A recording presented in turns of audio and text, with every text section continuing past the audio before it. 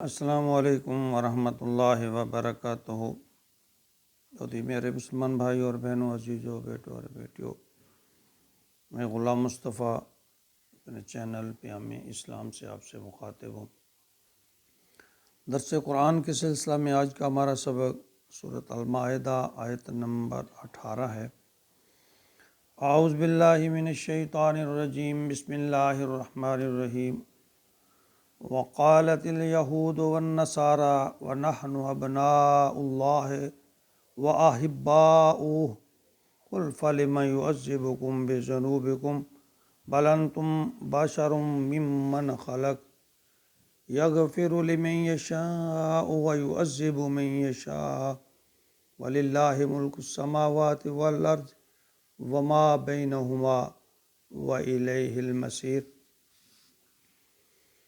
پچھلی آیت مبارکہ میں اللہ رب العالمین نے عیسائیوں کو خبردار کیا تھا کہ باز آ جاؤ، عیسیٰ علیہ السلام میرے بندے اور رسول ہیں، وہ نہ تو خدا ہیں اور نہ خدا کے بیٹے ہیں۔ خبردار، اللہ کے ساتھ کسی کو شریک نہ ٹھہرانا، یہ بہت بڑا جرم ہے۔ شرک جو ہے یہ بہت بڑا جرم ہے۔ سورۃ النساء آیت نمبر 116 میں اللہ تعالیٰ فرماتے ہیں، ان اللہ لا یغفر ان یشرک بہ ویغفر ما دون ذلک، کہ میں شرک کے علاوہ اگر چاہوں گا تو قیامت کے دن اور سب گناہ معاف کر دوں گا، لیکن اس کو معاف نہیں کروں گا، یعنی شرک کو معاف نہیں کروں گا۔ اب اس آیت مبارکہ میں یہودیوں اور نصرانی دونوں کو اللہ تعالیٰ کا خطاب ہے، جو یہ کہتے ہیں کہ ہم اللہ کے بیٹے ہیں یا اللہ کے لاڈلے ہیں۔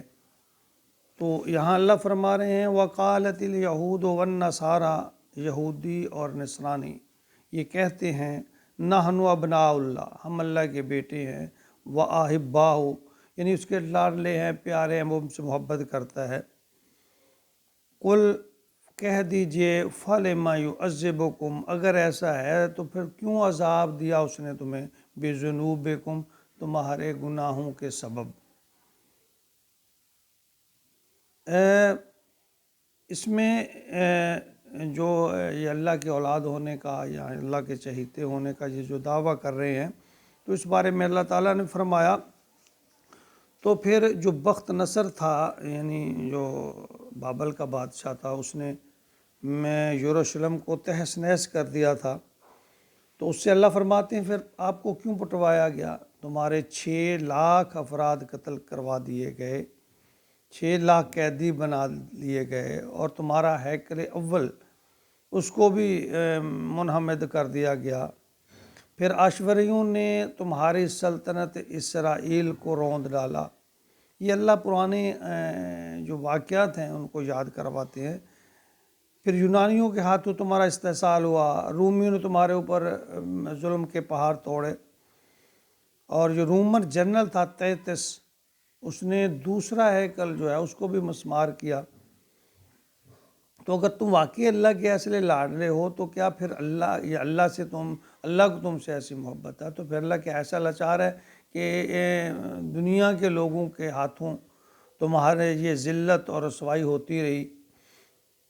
بل انتم بشر ممن خلق، بلکہ تم بھی انسان ہو جیسے دوسرے انسان میں نے پیدا کیا۔ اللہ نے فرمایا تم انسان ہو، میرے بندے ہو، میرے غلام ہو، جس طرح کہ میں نے دوسرے لوگوں کو پیدا فرمایا۔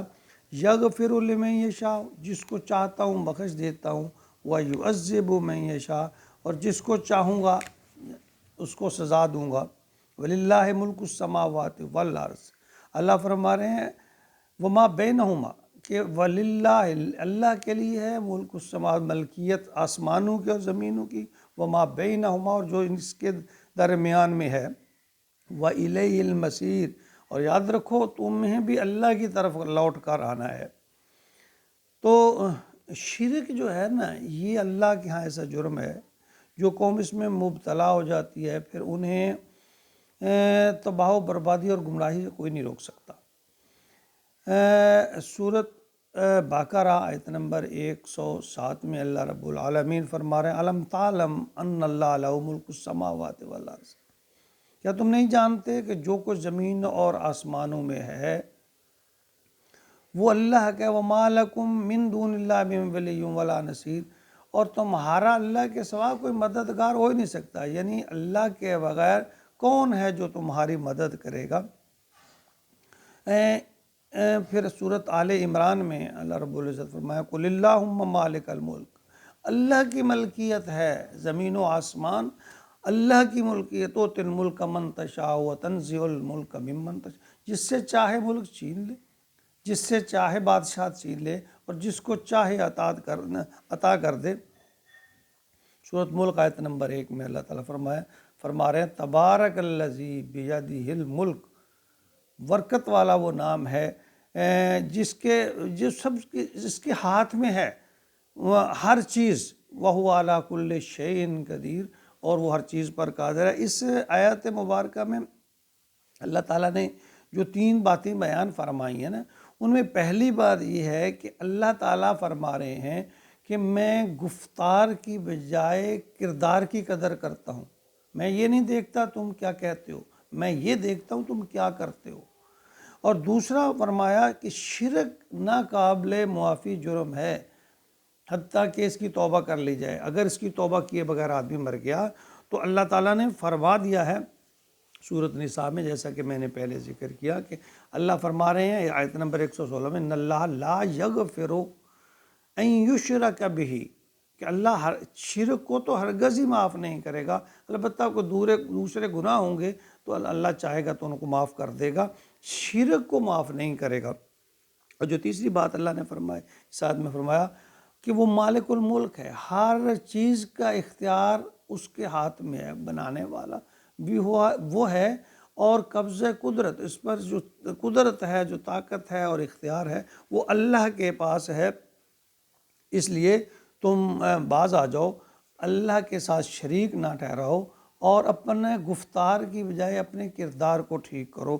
اللہ رب العزت ہمیں اپنے کردار کی اصلاح، ہم اچھا تو سب کہتے ہیں لیکن اچھا کرنا یہ بڑا مشکل ہے، جب اچھا کرنے لگ جائیں گے تو پھر ہم اللہ والے یا مسلمان کہلوائیں گے۔ اللہ تعالیٰ ہمیں عمل کی توفیق عطا فرمائے، آمین یا رب العالمین۔